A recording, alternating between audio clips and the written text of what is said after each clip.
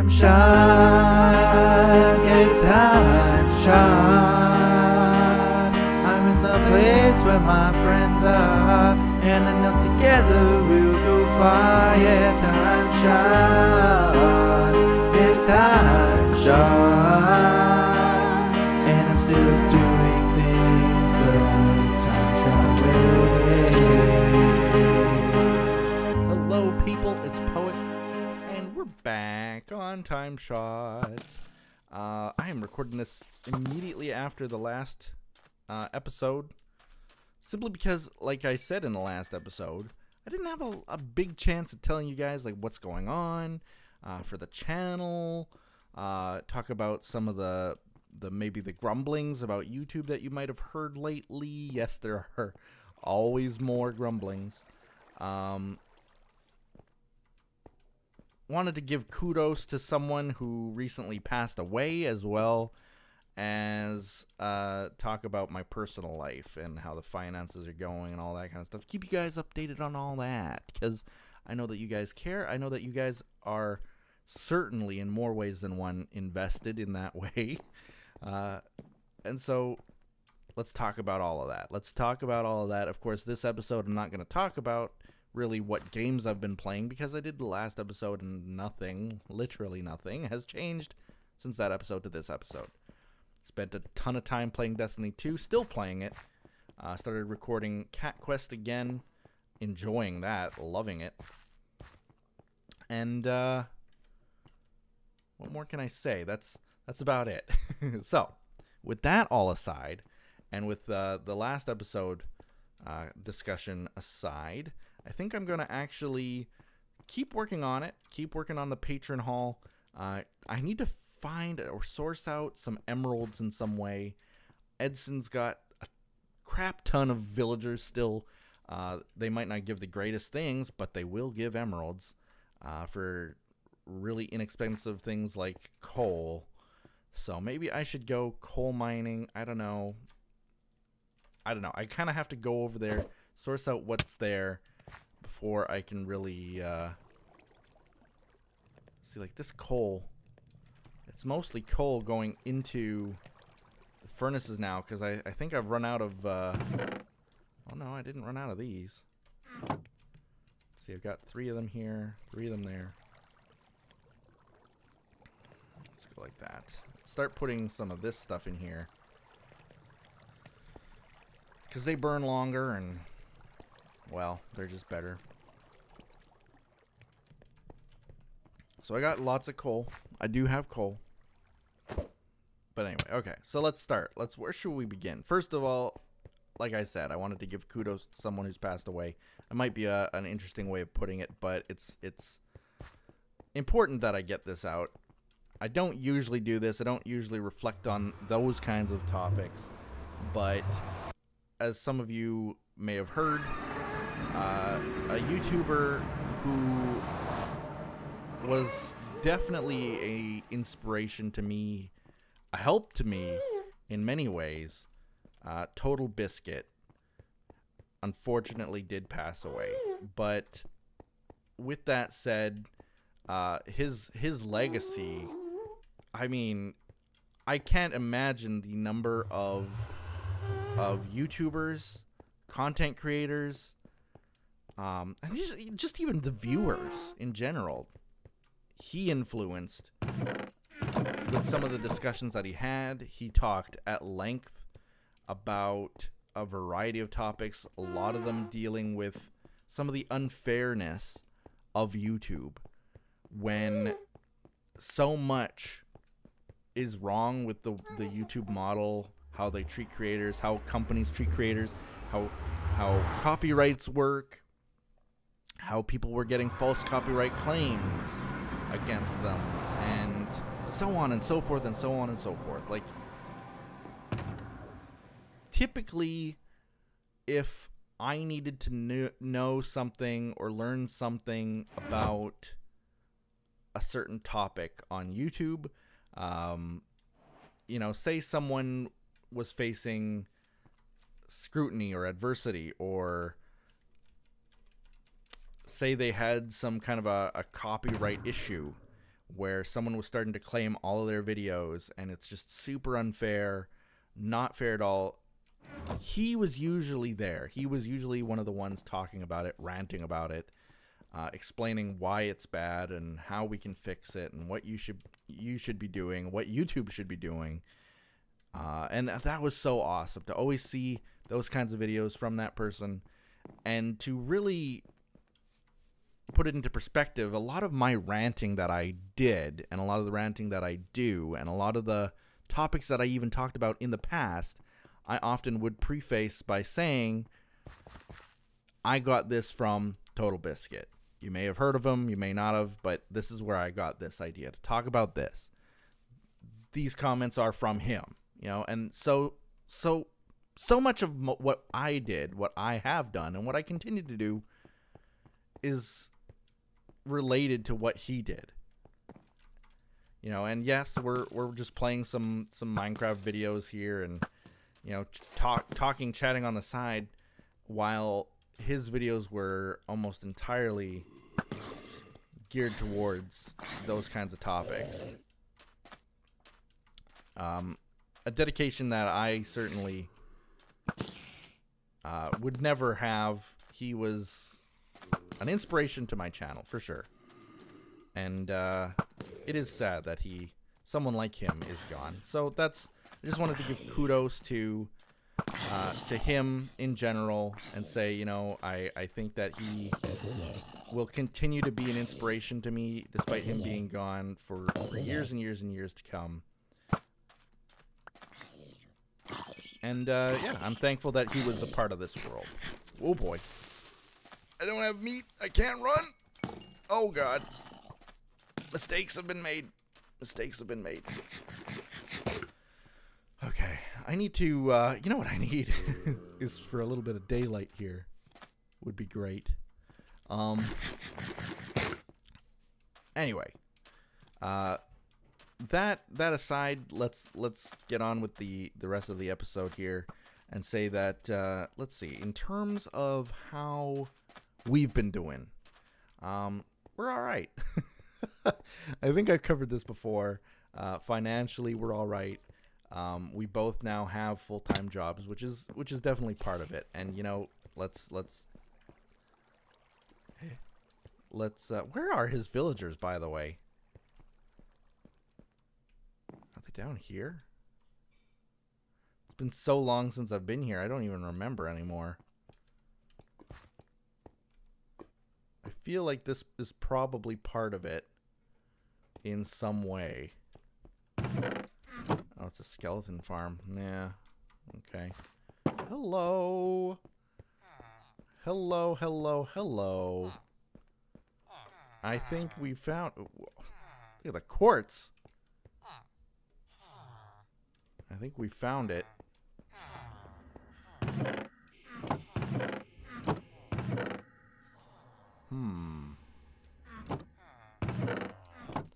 So do these funnel somehow? They do. But I'm not entirely sure how this all works. Oh my goodness. Well, I've certainly found it. Paper. Paper. These are all going to be like paper and books. Paper. Paper. They're all paper. Yeah. These guys are coal. Guarantee you. Yep. Coal. Coal. String. String. Leather. Wheat. Wheat is a good one. I could get wheat real fast. Rotten flesh, more coal, and then paper again? Yeah, okay. Interesting, though. So let me just try. I don't know how this even works, but let's, what a deal. I don't know what that really even did. It didn't, see, he's ready to evolve, that Pokemon. What does this lead up to, though? I need to get up here and see what's up. Yeah.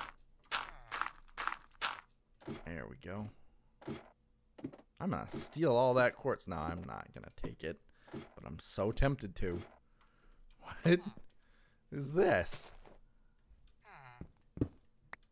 I see you. I hear you. Okay. Okay. I see and hear these guys. I know that there's something here. Oh boy. Okay.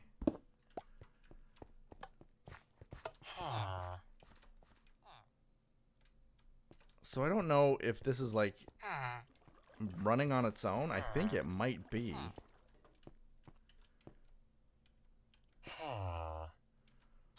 See, they've got even, there's something there floating there. It looks like maybe potatoes or something, maybe. Just like waiting to go down into the... I don't want to jump in there to ruin anything, but I wonder if I AFK'd here, if I would get just an abundance of emeralds. Just like, ta-da, you've got emeralds. No new ones, but I'm sure that this must be working in some way. Oof, it's working in some way, that's for sure.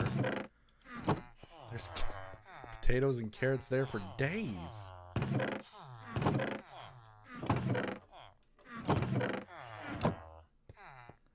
Potatoes and carrots for days. And I don't know if there's still... It seems like there might be a jam, because this is all full, but then this third one isn't moving. That's all full. Like, I feel like something broke here, maybe, or I don't know. I really don't know enough about it. But it's nice to know that this is all here, isn't it? I'll have to maybe spend some time there, just AFK for an hour or two when I go get a haircut or something and see what happens. Alright, so this episode, I really needed to get a whole bunch out. I have said nothing. But let's see, our finances are better now. There was this little blip, and I don't know how much legally I can say.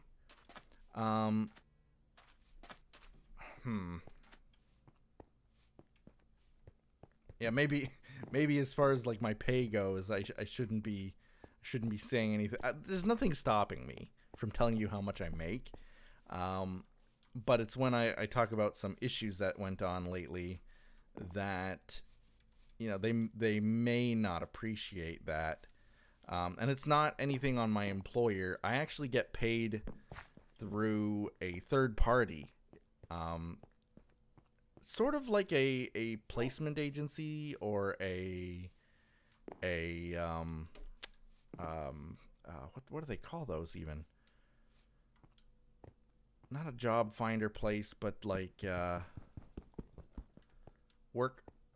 What do they even call them? They're not a placement agency.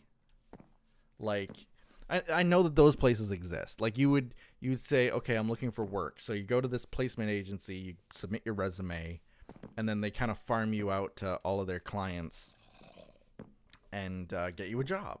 And then you're basically employed through that placement agency, the outsourcing agency.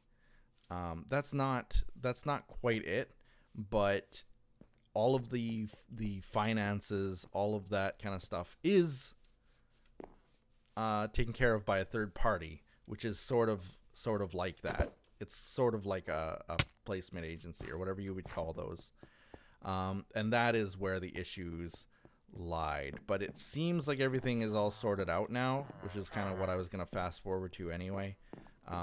So everything worked out in the end. I'm happy. Everyone else is happy. And things move forward, right? So where would he keep emeralds if he had them? I have no clue. Probably in his ender chest. Or maybe... Nope. Nope. Nope. There's the coal if I ever need to trade.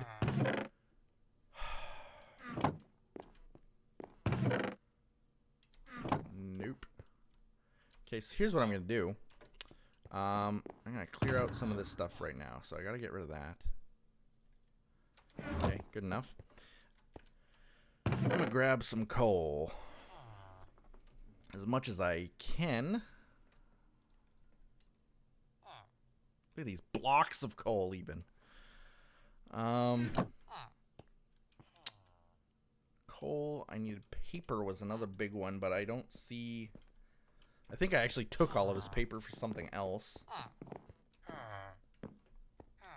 Just steal for medicine day. This is what today is. Let's go at least do some trades for... Probably mess... I don't know how villagers work, I'll be honest. I've played Minecraft for years, but if you ask me, like, how does this mechanic work? Especially when it comes to farming things like experience or mobs, villagers are included. I have no clue. I could be messing up this whole thing by giving these guys the coal that they desire, but it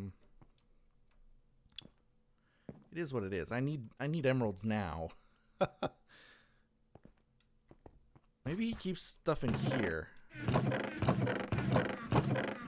These are mob farm stuff, not those. Nope. Golden apple. Some more rotten flesh. Paper. Ooh. I'll grab a few of those. There's some more in here too. Okay. Let's just double check here. See if this has gained any. Nope. Alright, so, paper. Let's just go up to the first guy. Don't know if he's the most efficient, but he's who I'm going to use. See, now he can't do anything, and I don't know if I messed him up. Do that. Alright, so they're done. Does it work if I do like... Oh, okay.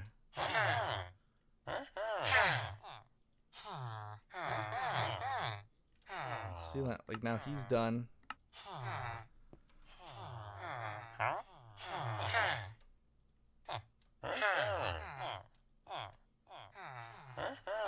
I apologize to anyone watching who actually knows how this works. If I'm messing this up, I apologize ahead of time how much cringe there probably is right now.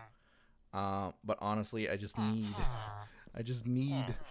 the emeralds so bad. Please forgive me. I need emeralds. Dudes, I need emeralds. Okay, I'm gonna grab more paper here. There's way more paper, guys, than anything else. There's some string here I'll need to grab too. 'Cause there's string, guys. String. Alright. Too bad no villagers trade for bones. Am I right? 30. 35. 32. 29. 36. 26. Yeah, this guy's good.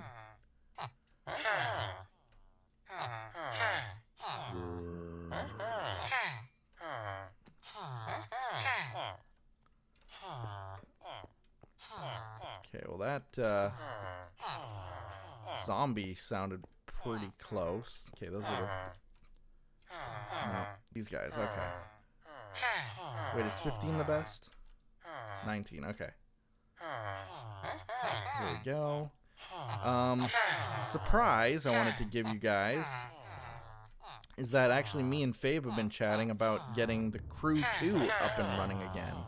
And I say again because we actually have played to date the Crew, and then we've also played the Crew Wild Run, which was sort of the Crew 2 already, but it wasn't. It's technically still the first game, so we played the expansion to the Crew called Wild Run. We've played the Crew, and now Crew 2 is coming out soon, very soon. So people already played the closed beta to give you an inclination as to how soon. And me and Fabe have already kind of worked out a tentative recording opportunity schedule we'll be able to at least record once, maybe twice a week. And that should be able to give us enough content to carry us through a little while anyway. Yeah, let's see how many blocks I can get here. It's not going to be enough. I'll say that right now. Get me out of here. Get me out of here. It's not going to be enough, but it'll be a start, these emeralds. I don't know how else to farm emeralds besides what I just did. I mean, you almost really can't get better than that. Unless there's a stockpile. I'm sure Edson has a stockpile somewhere. Someone probably has it or took it. At which point I could probably find it and take it back. Anyway, the crew too might be returning. I say might be because we haven't recorded any yet. And despite our best intentions, you know, schedules still often don't line up. So we're doing our best. We're going to try. Eight emerald blocks is all that I got. My goodness. Might just have to go to the extreme hills and start branch mining.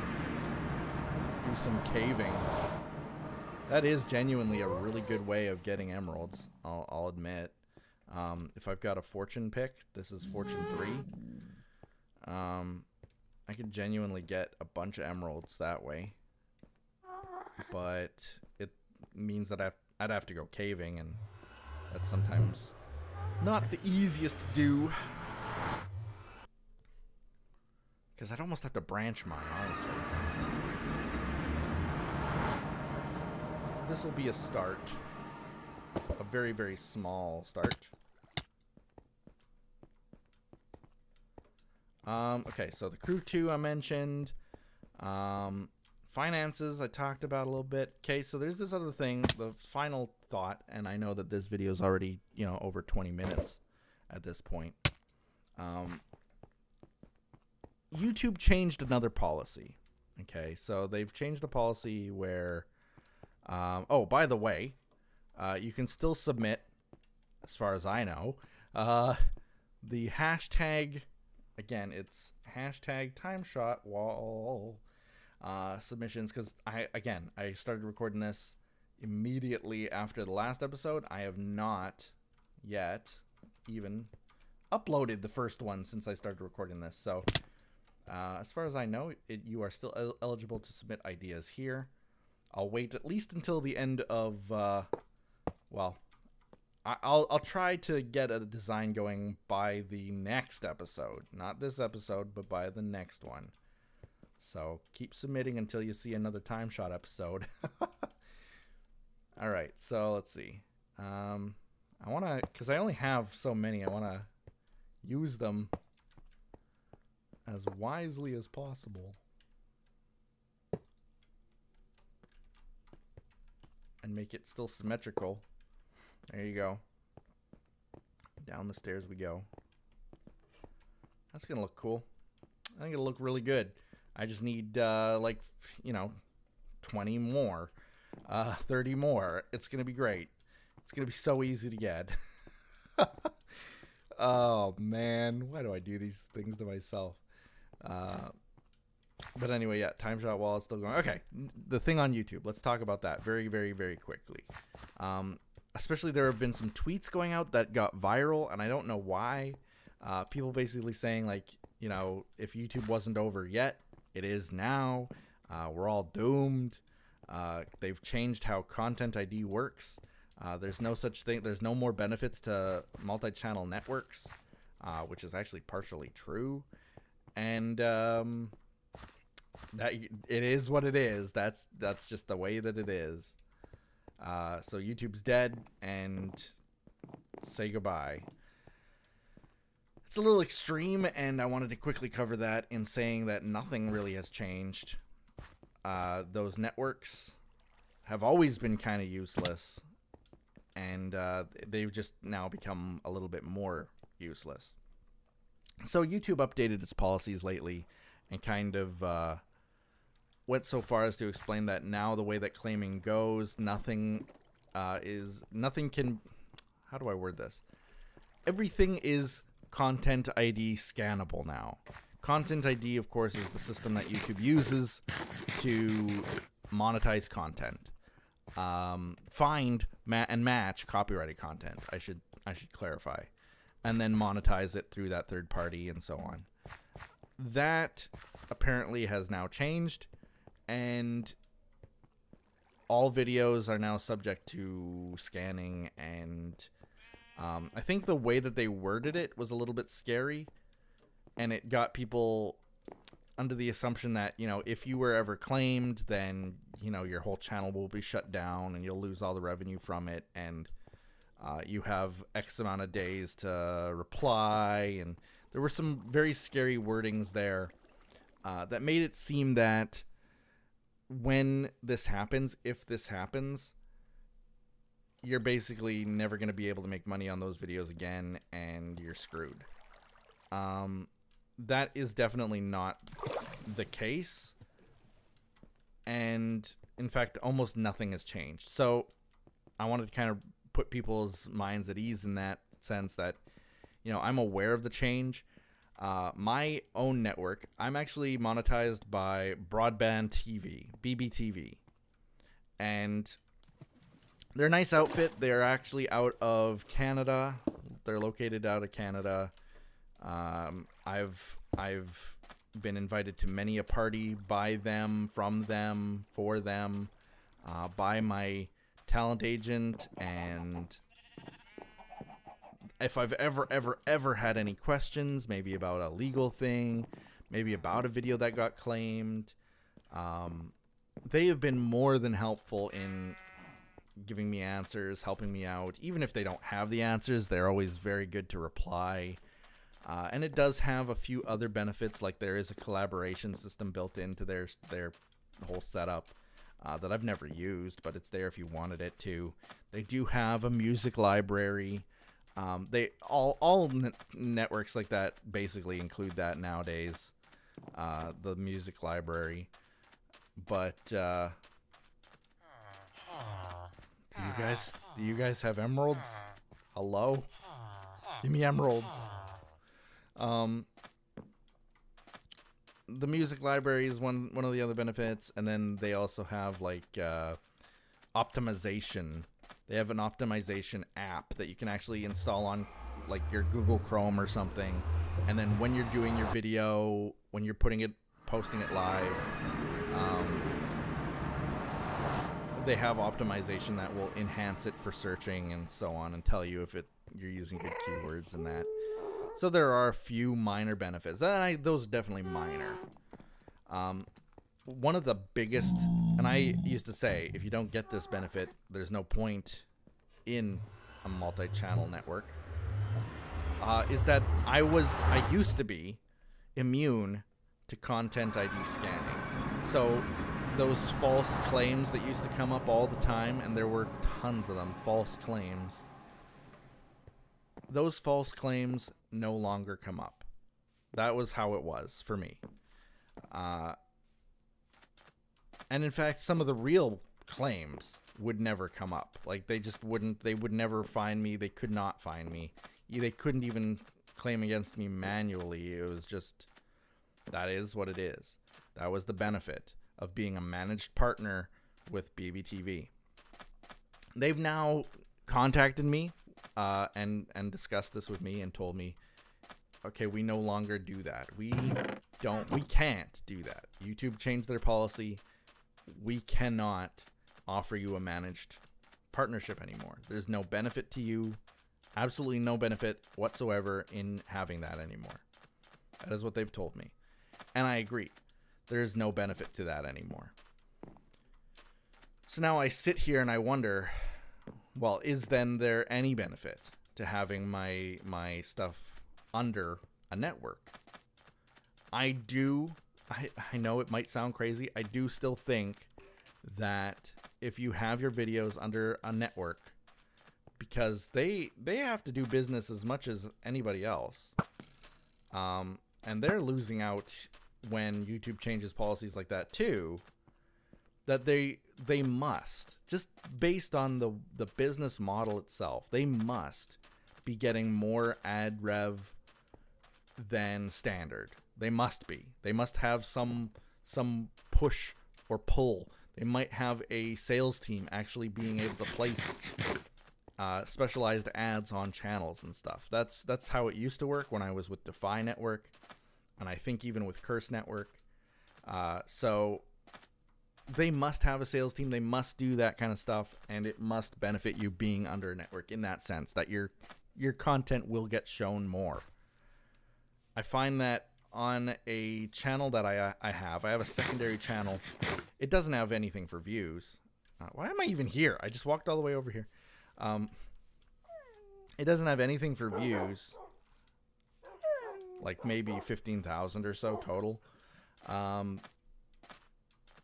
Despite that, I feel like it's just not getting the views or the engagement that it really, really, really should be. And I can't help but feel, having two channels and being able to compare it, like how they do. And I know that people have been, following Poet Plays for years and years and years, and there's a certain level there that I can't compare. Still, it's so shockingly different that there must still be a little bit of a benefit in being with a network. But there's certainly almost no benefit left. Despite my conspiracy theory that YouTube shows more ads to people who are on a network, there's nothing else.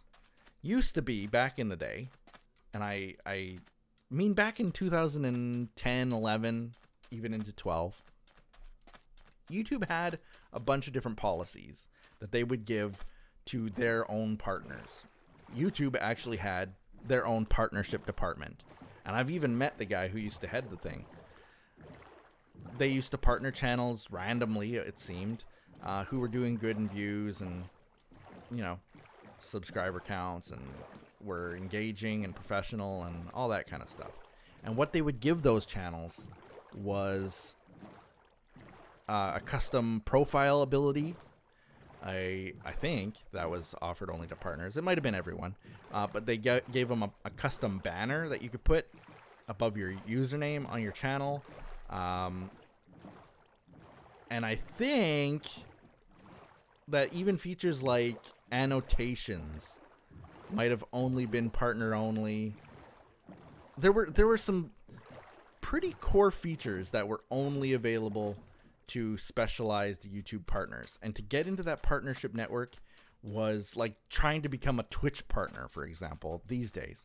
Like, it's so difficult, and there wasn't any, there was no magical formula. It was just someday somebody would suddenly contact you and you'd be a partner and you get all these different benefits. Then came Machinima and all these other TGN, RPM, so on and so forth. All these different networks. And the crazy thing is that, if you met their minimum thresholds, which were set pretty low back then, you too could have all of those partnership features and say, hey guys, I'm a YouTube partner. Look at all these features that I now have. In exchange for that, you would give away, 40% more of your cut. Keeping in mind that YouTube already takes 45%. You were giving away another 40% of that, of the remainder. This is pretty crazy. It's a big hit. And in fact, still today, people do those kinds of deals. But without the benefit, it's weird.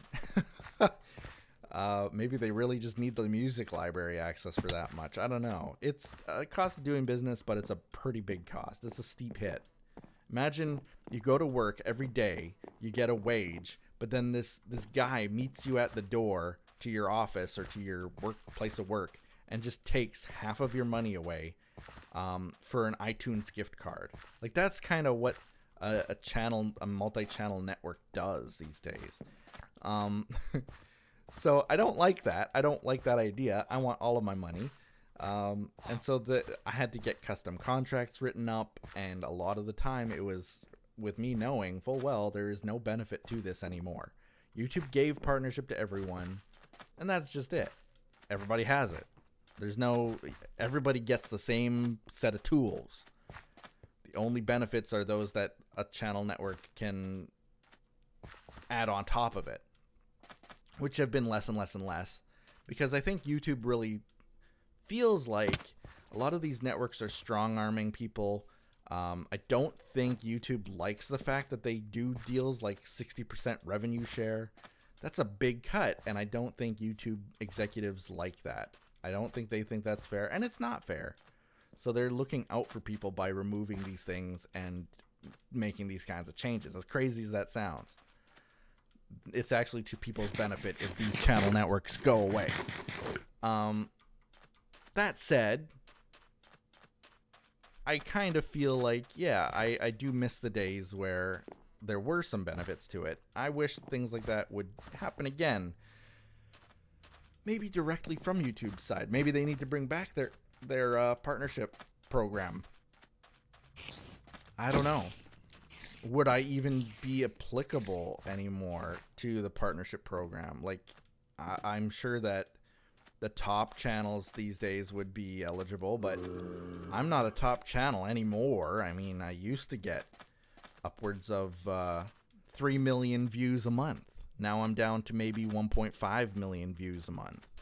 So it's kind of, you know, it's crazy how that works. So the difference, like I said, is that now my channel, along with all others, can get scanned by Content ID and now have to deal with these copyright claims. And in fact, within seconds, I got copyright, not strikes, but claims against my channel. For Dragon City. Yeah, Dragon City. You remember Dragon City? That I haven't recorded Dragon City since 2014, I think. But so like 4 years ago, I had this series called Dragon City, and I recorded it, and that was that. I got these claims against that, and I'm like, whoa, hold on. Now, I didn't use any custom music in this game. What the heck? False claims are already hitting my channel. This is bad. So I claim against it. I filed dispute. And the guy blocks that. He's like, nope, not eligible for dispute. And I was like, well, but I am. Come on, guy. You can't claim the music in this. I played the game, and that was just the music that was in the game. So I reached out to the musician himself. And I was like, hey, you guys claimed all my videos. Is there any way that I could purchase a license? Like, if you're going to be like this. But, I mean, I'll purchase a license custom from you. But, you know, these videos are 4 years old. They don't get any views nowadays. But would you be willing to write me a custom contract? And he actually replied and was super cordial. And got back to me and was like, yeah, you know what? The guys who purchased the music for their game, the developers of Dragon City, didn't purchase the correct license. And because they didn't purchase the correct license, they purchased like a $20 cheapy license and have millions and millions and millions of people playing their game. But that license doesn't cover... It doesn't cover, you know, YouTube videos or anybody, content creators or anything. It doesn't even cover what they purchased it for. So they're in trouble. And that's not right, the guy said. But there's nothing I can do. Unfortunately, I'm caught in the crossfire, and I now need to get a custom license. So the guy gets back to me, and he says, okay, I'll get you a custom license. That'll be $150 per video that you did. And I only did 10 videos, but $150 times 10. But I'll give you a discount, and if you do all 10 videos, $1,000. Talk about a misconception as to how much money or revenue a YouTuber makes on these kinds of videos. I mean, I don't have, because he claimed the videos, I don't have access to the revenue report anymore on how much money they make. But I can tell you for a fact from the report that I did see, I mean, the one of the most viewed of the set, I think, generated like $60 over the course of a year. $60 over the course of the year on the most viewed one. And he wants to charge me $150 if I wanted just that one for a license. So almost double, more than double, what it would have cost me. What all of my earnings on that video, he wants to charge me more than double. And I can tell you that that's a slope. It's a sliding scale downwards. That video probably today wouldn't make $60 for the whole year. Maybe 50, maybe 40, maybe nothing. Is it worth 150? Is the whole lot worth $1,000? You know what I could buy with $1,000? Not a music license, I'll tell you that much. So this is the game that we're now having to play because of where we're at with YouTube. Is it unexpected? In a case like this, yes. But I gotta admit that, you know, as far as the false claims go, that one's a pretty legit false claim, if it's a false claim at all. You know, it's not my fault that the content was copyrighted and put into this game, but that's the risk we all take, I guess. You know, I'm not about to monetize Grand Theft Auto playing their, you know, best of the 70s rock music station, because that's real legit music. As far as this Dragon City composer goes, his music's just as legit, and I can't help but agree with him on that. So, you know what? I'm just gonna not ever make money on those 10 videos ever again, and that's fine. I'm fine with that. You know, it's not like we're talking about 1,000 videos. If it was 1,000 videos, then I'd be talking to a lawyer probably. I'd go after the Dragon City devs and be like, listen, you guys, you got to compensate me for this because this is your fault. But I don't know. It's just a crazy situation to be in. That's sort of what we're now having to face. But it's nothing as bad as like, oh no, I need to now shut down my channel. It's nothing like that. Unless, of course, I was the content producer of something like, you know, Grand Theft Auto, like I said. If I was recording that, and all of a sudden, you know, 1,000 videos, if all my dinosaur videos were Grand Theft Auto videos, and all of a sudden they all just got monetized by someone else, 500 plus videos, I'd probably be freaking out. I don't know quite what I would do. I'd be freaking out, though. So I think about that and how scary it can be. I'm very thankful that I've always used legitimate music when I can in my videos. You know, some of the live stream content that I did on YouTube got claimed as well. That's fine. I just deleted it. It sits on the servers forever unlisted, but it doesn't do anything. So if you're watching one of those stat websites, you'll probably see like, I don't know, 20 to 50,000 views just poof away over the next couple days. That's because I just deleted all the live streams and stuff like that just to clear it out. But apart from that, everything's fine on YouTube. It's all going great. Views are up. My revenue's fairly up. Last month, I had the highest payout revenue-wise that I had had in 2 years. So something's going right. I don't know what. And I made this comment before that when they started demonetizing and removing the partnership from all these other channels, I was like, well, that can only benefit the big guys. I hate being one of those guys, but it's a benefit to me. And sure enough, I had the highest payout I had in 2 years. So it's kind of disheartening that, you know, you're living on the blood, sweat, and tears of others, that someone else's downfall is your payday, but it happened. You know, how do I feel about that? I feel crummy about that, but I'm not going to stop making videos, so what can we do even? It's a crazy world we live in where YouTube is making milestone amounts of money every month, every year. And yet the creators suffer. But thankfully, it's not as bad as everybody thinks it is. I hope I explained it well enough, how it affects me. And we'll go from there. We'll see you guys next time on TimeShot. Hope you guys enjoyed it. We'll see ya. Bye-bye.